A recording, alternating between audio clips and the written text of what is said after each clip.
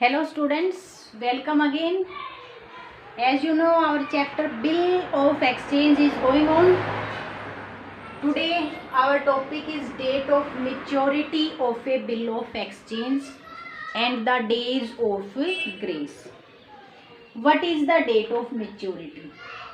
Date of maturity is due date on which the payment is made. ठीक है. Bill of exchange हमने कहा था कि बिल ऑफ एक्सचेंज में बिल रिसीवेबल किसी एक पर्सन के लिए होता है और बिल्स पेबल किसी अदर पर्सन के लिए.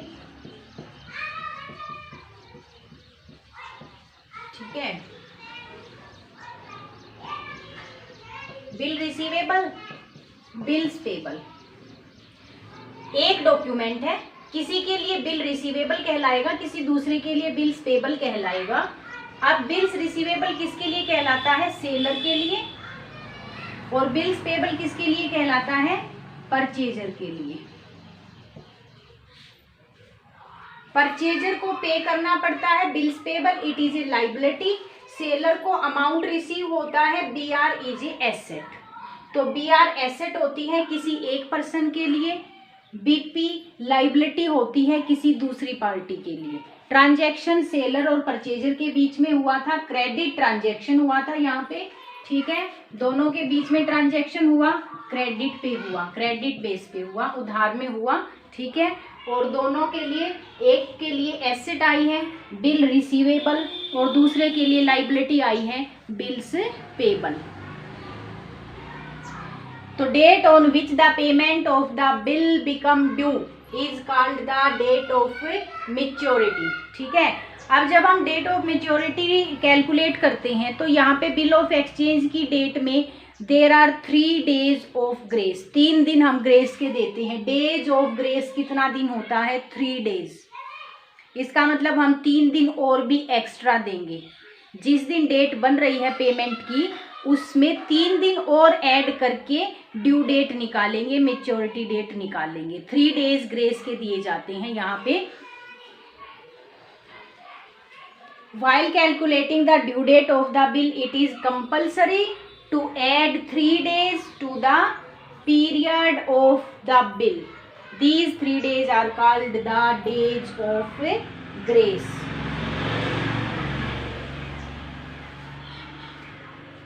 Three days extra.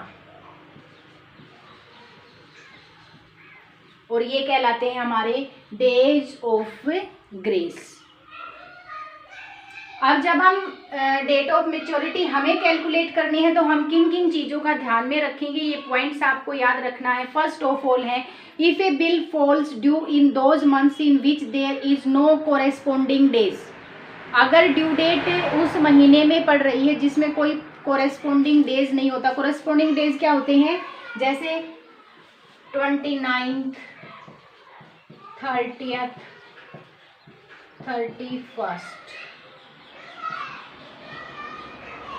31st. ठीक है, ये कोरेस्पोंडिंग डेज होते हैं. जैसे फरवरी है, फरवरी में ना 29 होता, ना 30th होता, ना 31 होता, लेकिन महीना तो पूरा ही माना जाता है ना. ठीक है, तो जिन मंथ में ये कोरेस्पोंडिंग डेज नहीं होते, date its maturity due will be held the last date of such month. उस महीने के अंतिम दिन ही हम मेच्योरिटी डेट, ड्यू डेट मानेंगे. जैसे देखिए, हमें 31 जनवरी को 1 मंथ के लिए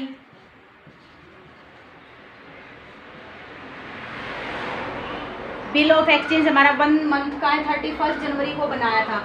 अब एक महीना कब खत्म होगा? वैसे तो एक महीना 31, अगला महीना फरवरी होता है. अब 31 फरवरी में तो होता ही नहीं.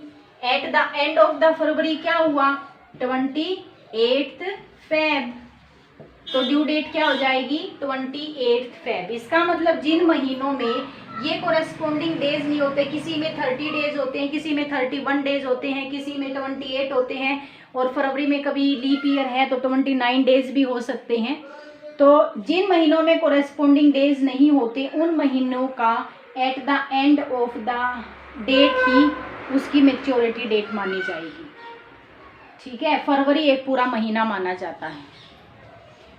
उसके बाद आपको इसमें 3 दिन ग्रेस के जोड़ने हैं। अब 1 मंथ का लिया है, मैंने बताया आपको कि 3 डेज हमें ग्रेस के देने ही देने हैं। अब इसमें 3 दिन ग्रेस के जोड़ लो।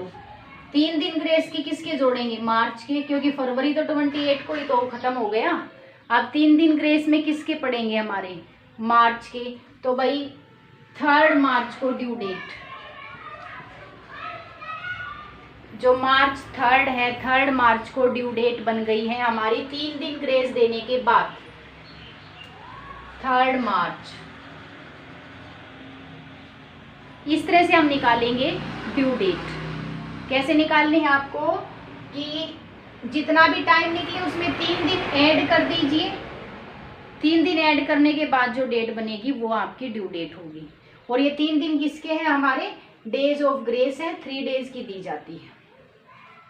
दूसरी चीज है बिल ड्रॉवन ऑन 30th मई और 31st मई for 1 month will both become due date on 3 जुलाई। अब देखिए जैसे मई में 30th मई है और 31 मई भी आता है, ठीक है, 30th मई भी है और 31 मई भी आता है।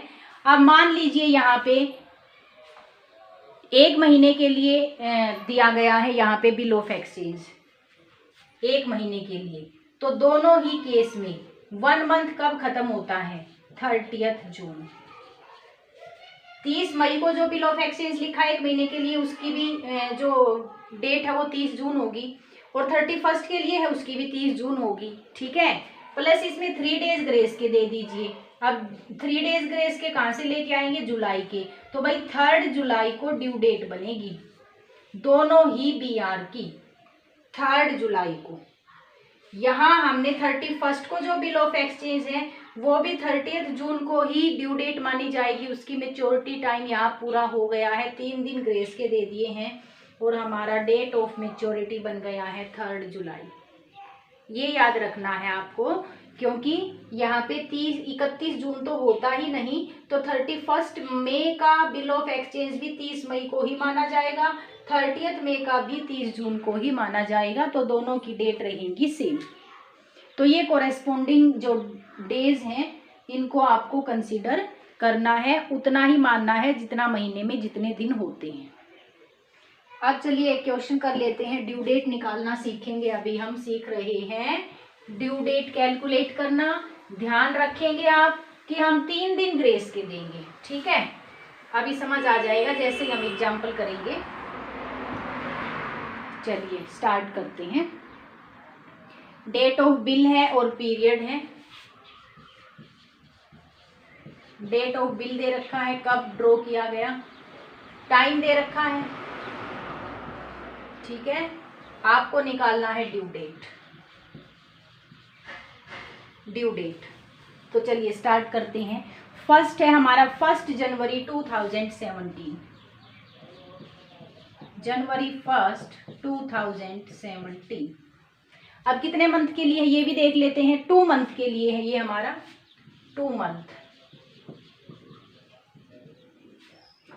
चलिए कैलकुलेट करते हैं हम। 1 जनवरी को है, 2 महीने के लिए है। तो भाई 1 जनवरी से जनवरी 1 से फेब 1, 1 मंथ हो गया यहाँ पे, 1 मंथ। 1 फेब से 1 मार्च, यहाँ 2 मंथ हो गया। यहाँ पे हो गए हमारे 2 महीने और 2 महीने के लिए दिया गया है, ठीक है। इसका मतलब मार्च, 1 मार्च। अब 3 दिन आप ग्रेस के दे दो। 1 मार्च को डेट पड़ रही है, 3 दिन और बढ़ा दो। तो 2 मार्च, 3 मार्च, 4 मार्च ऐड कर दीजिए। इसमें 1 में 3, ये भी मार्च ही है। तो भाई 4 मार्च ड्यू डेट आ गई हमारी, 4 मार्च लिख दीजिए 2017। हमारी ड्यू डेट आ गई है 4 मार्च 2017। नेक्स्ट चलते हैं। यहाँ पे आपको टाइम 28 जनवरी, जनवरी 28, 2017। कई बार ईयर भी इम्पोर्टेंट होता है, क्योंकि ईयर से हमें लीप ईयर का पता चलता है और उस पर फरवरी पे इफेक्ट होता है। लीप ईयर में 29 डेज होते हैं फरवरी में, तो ईयर का भी ध्यान रखेंगे। इसके लिए जो टाइम पीरियड है वो है हमारा 1 मंथ का, 1 मंथ 1 महीने का है। अब देखिए यहाँ पे कोरेस्पॉन्डिंग डेज आ सकते हैं। 1 जनवरी से, जनवरी 28 से 1 महीने का, अगला महीना कितना होगा, जनवरी से फरवरी, फरवरी 28, 3 दिन ग्रेस के जोड़ दो। अब फरवरी में तो 28 ही होते हैं, तो पूरी फरवरी ली गई हमारी। अब 3 दिन किसके लेंगे, मार्च के लेंगे, ठीक है। तो ड्यू डेट क्या पड़ जाएगी आपकी, 3 मार्च, 3 मार्च 2017। नेक्स्ट आ जाइए आपका है 30 जनवरी, 30 जनवरी ध्यान दीजिए 2017। यहाँ पे जनवरी 28 था, यहाँ पे जनवरी 30 है, और इसका टाइम पीरियड कितना है, इसका भी टाइम पीरियड है भाई 1 मंथ, ठीक है। अब देखिए 30 जनवरी से 1 महीना हमें Feb 30 होना चाहिए, Feb 30 तो होता ही नहीं, तो eight the end of the Feb ले लो, कितना, Feb 28, 28 फरवरी को महीना पूरा माना जाएगा। यहाँ वही पॉइंट आ गया कि जिस महीने के कोरोस्पोंडिंग डेज नहीं होते उसका अंतिम दिन ही ड्यू डेट माना जाएगा। तो यहाँ पे 30 फरवरी होती ही नहीं, फरवरी का अंतिम दिन ही ड्यू डेट माना जाएगा, और फरवरी का अंतिम दिन है 28। और इसमें बेटा 3 दिन आप ग्रेस के जोड़ दीजिए, मार्च के 3 डेज ग्रेस के, और यहाँ पे भी आपकी जो ड्यू डेट आएगी 3 मार्च आएगी, 3 मार्च आएगी, क्योंकि फरवरी में 28 डेज ही होते हैं। तो ध्यान दीजिए, चाहे 28 को हो चाहे 30 को हो, सेम ड्यू डेट बन रही है दोनों केस में। नेक्स्ट पे चलते हैं, 30 अप्रैल 2017, अप्रैल 30 अप्रैल 2017, और ये है आपका 2 मंथ के लिए। चलिए चलते हैं अब अप्रैल से मई 30, 1 महीना हो गया, मई से जून 30, 2 महीने हो गए, 2 महीने हमारे 30 जून को हो रहे हैं। 3 दिन आप ग्रेस के दोगे, जून तो खत्म हो गया 30 जून को, तो 3 दिन, 1 जुलाई, 2 जुलाई, 3 जुलाई, ये आ गई आपकी ड्यू डेट, 3 जुलाई ड्यू डेट आ गई, 3 जुलाई ड्यू डेट।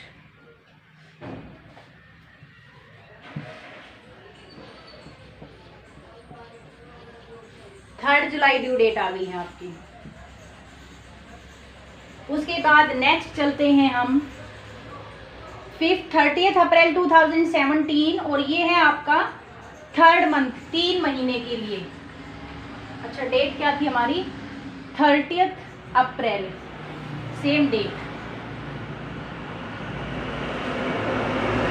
महीने 3 हो गए हैं, ठीक है। यहाँ पे मंथ 3 हो गए हैं। देखते हैं अप्रैल 30 से, देखिए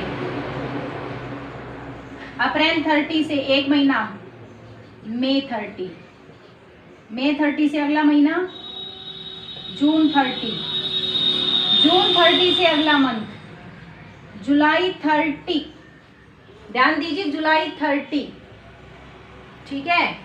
1 month, 2nd month, 3rd month, 3 महीने हो गए, 3 महीने के लिए था ये। अब हमें यहाँ पे 3 डेज ग्रेस के चाहिए, तो ध्यान से देखिए जुलाई अभी खत्म नहीं हुई है, जुलाई का 1 दिन और बचा है, तो जो 3 दिन हम ग्रेस के दे रहे हैं वो हो जाएगा जुलाई 31, अगस्त का 1 और 2 अगस्त, तो 2 अगस्त इसका आंसर होगा। यहाँ पे जुलाई का 1 दिन बचा है, 2 दिन हमने अगस्त के ले लेने हैं, तो हमारा जो आंसर हो जाएगा वो हो जाएगा 2 अगस्त 2017। यहाँ पे हमारा जुलाई को हो रहा है मंथ 31 जुलाई और रहती है, उसे हमें कंसीडर करना है। चलिए नेक्स्ट देखते हैं अब हम 30 अप्रैल, ये 30 डेज के लिए है। 30 अप्रैल ध्यान दीजिए, अब डेज आ गया है। अब तक तो हम मंथ में निकाल रहे थे, अब डेज आ गया है, कोई बात नहीं, हम डेज निकाल देंगे। ठीक है, डेज कैसे निकाले देखिए। अप्रैल 30 है, अप्रैल में तो कोई दिन बचा ही नहीं, 30 दिन का ही होता है अप्रैल, और 30 तारीख को ही हमने ड्रॉ किया है बिल, तो अप्रैल का तो कोई दिन नहीं बचा। अप्रैल से आगे कौन सा आया, मई। अब मई के हम कितने दिन लेंगे, मई के आप 30 डेज ले लो, 30 डेज के लिए तो है ये। ठीक है, तो मई के हमने 30 दिन ले लिए हैं, तो कितनी डेट हुई, 30 मई। कितनी डेट हुई आपकी, 30 मई। 3 दिन ग्रेस के लेने हैं, तो 3 दिन ग्रेस के कैसे लें। ठीक है, 30 मई के बाद एक दिन 31 मई, दूसरा दिन 1 जून, तीसरा 2 जून। ये है हमारी ड्यू डेट 2 जून। 2 जून आ गया है हमारा ड्यू डेट।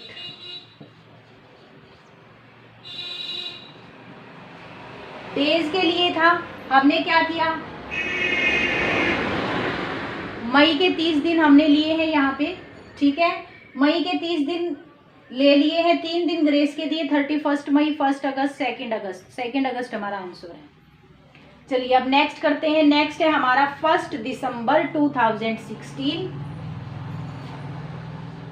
दिसंबर 1 2016, और ये भी यहाँ पे डेज में कैलकुलेट किया हुआ है, 60 डेज। 60 डेज, ये भी डेज में कैलकुलेट किया गया है। चलिए निकालते हैं डेज।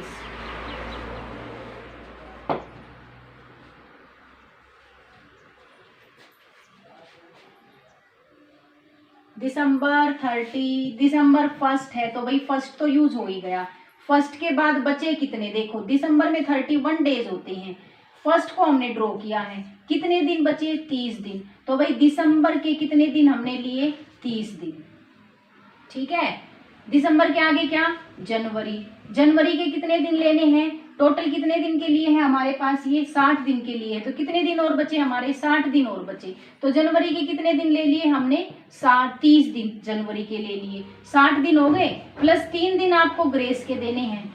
अब ये 3 दिन ग्रेस के कौन कौन से हुए, जनवरी का 1 दिन बचा हुआ है, जनवरी 31, फेब 1, फेब 2। तो ड्यू डेट क्या आ गई हमारी, फेब 2, 2 फेब 2017 पे पहुंच गई है। दिसंबर से आगे जनवरी आ गया है, 2016 था ये, 2017 आ गया है, तो फेब 2 2017।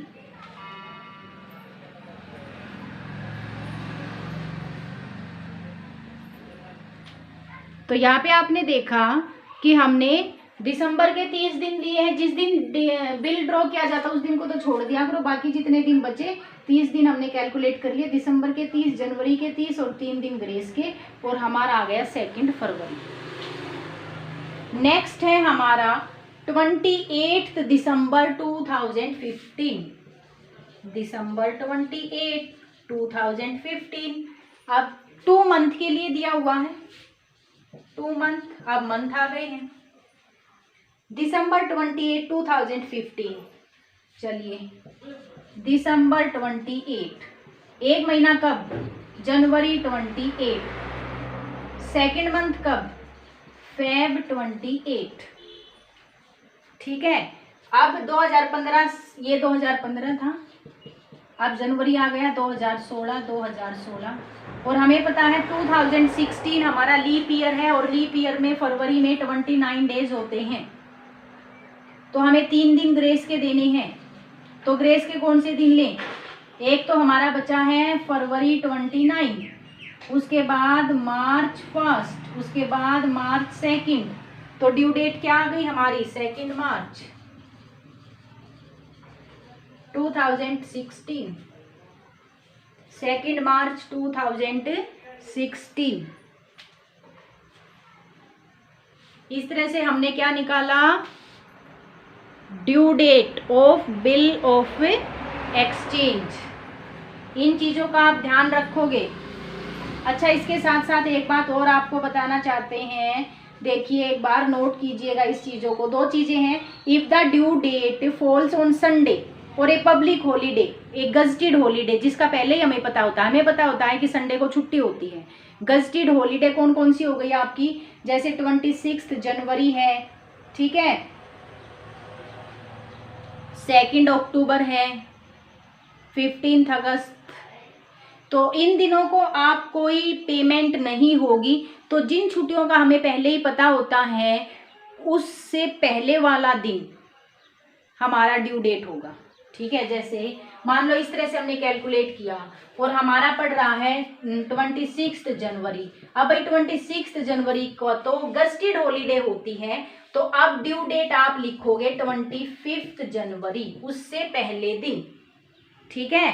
सेकंड क्या है, if the date has been declared as emergency holiday the due date will suppose to be 1 day letter.